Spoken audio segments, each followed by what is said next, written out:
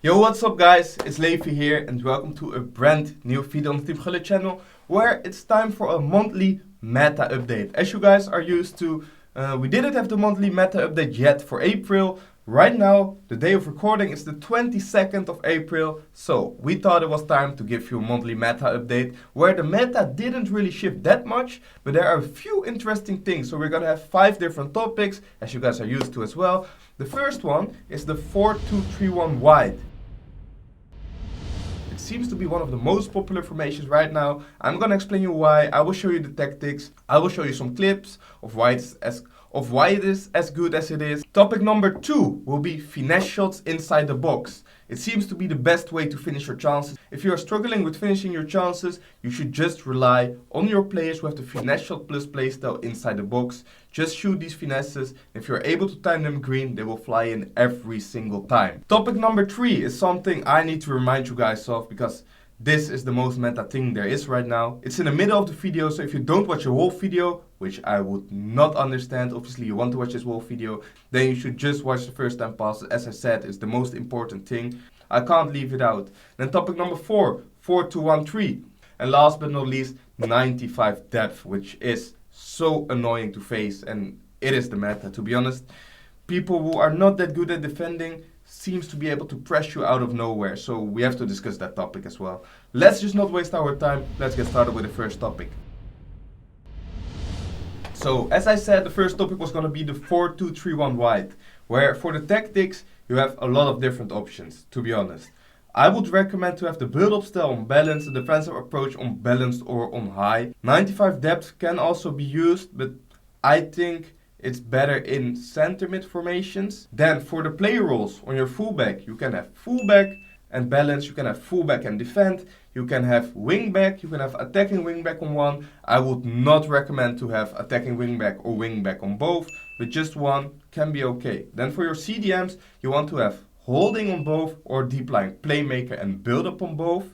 And then for the striker, cam and left mid, right mid, no options. You gotta have inside forward on both and playmaker, and last but not least, advanced forward on your striker. Tactics is kind of personal preference. There's not a fact of which is exactly the best. We are just here to show you examples which you can try, but we always also try to tell you the variations so you can try and figure out what works for you if some instruction or some player role doesn't really fit your playstyle. The thing about this formation is that it's really good in defense because we have CDMs. CDMs sit a bit deeper in front of our center backs, which makes it easier to defend than center mids. But basically the rest of the team is defending, which makes it really easy to get it compact in the middle and also on the wing. This formation is very tough to break down, and that's for me big advantage in this formation compared to a 4-2-1-3. Then topic number 2 is for the people who are struggling to finish their chances. You gotta get yourself players with the finesse plus playstyle. This makes it so much easier to finish, and that's just because you can rely on the finesse shot. Basically in every single angle you can perform it. Players who have this playstyle usually have 5-star weak foot. If you manage to time it green with the left foot, right foot of certain players, as you can see in my clip, Salah, right foot, 4-star weak foot, green timed, just goes in perfectly. That's the biggest thing. Weak foot, the angles, it's not that important. If you just can manage to get it on goal, hopefully time green is also not a must, then they fly in inside the box every single time. It's just so nice to know in the back of your head that if you are able to perform this finish, usually it goes in. It makes you feel really comfortable inside the box. The third topic, as I said, it is still really important, first time passes. First time incisive passes, first time tiki-taka passes are just the meta. First thing, you are keeping the tempo of the game high, which makes it hard to defend. Second thing, the incisive pass on first time gives you 1v1 with the goalkeeper out of nowhere. You can be playing at the back really slow, one pass to your cam for example, or one pass to your winger. You give the incisive pass, so the triangle pass on first time, and your striker's in a one-on-one with the goalkeeper and you score out of nowhere. That's the biggest thing. Are you not playing a great game? You can still score out of nowhere if you manage to fit this into your gameplay. If you can master this, you can definitely score against every opponent, because if you time it right, it's literally undefendable for everyone. So are you still not playing first time passes? Please go and practice it, because it's one of the most important things right now in FC 25. Topic number 4. This is quite a talking point. 4-2-1-3.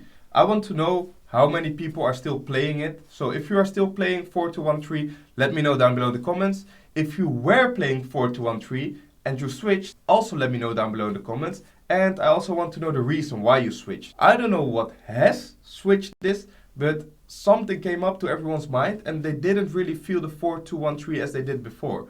I think the main part is that people felt some games are gonna be out of your control if you play this formation, because you're mainly relying on the counter-attacks. If you can't counter-attack in this formation, it's not great, because it's very tough to build up at times. When your opponent has a good press, it's hard to reach your attackers.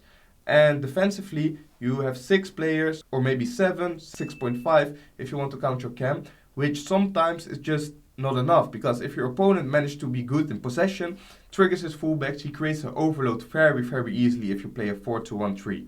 Are you playing 4-2-1-3 and you're still struggling? You might want to switch it up. You might want to try something else. 4-2-3-1 maybe, as I said.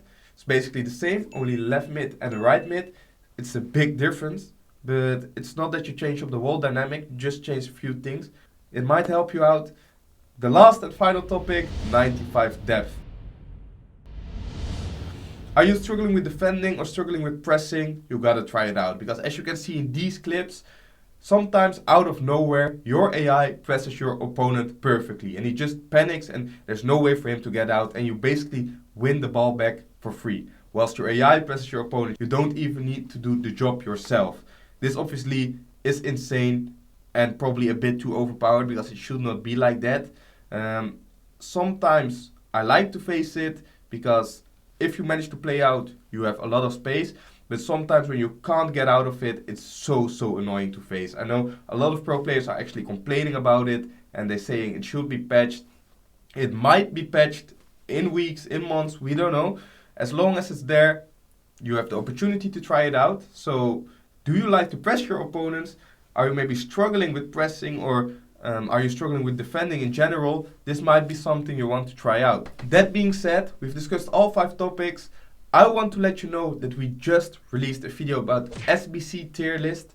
All the recent SBCs that came out, we rated them.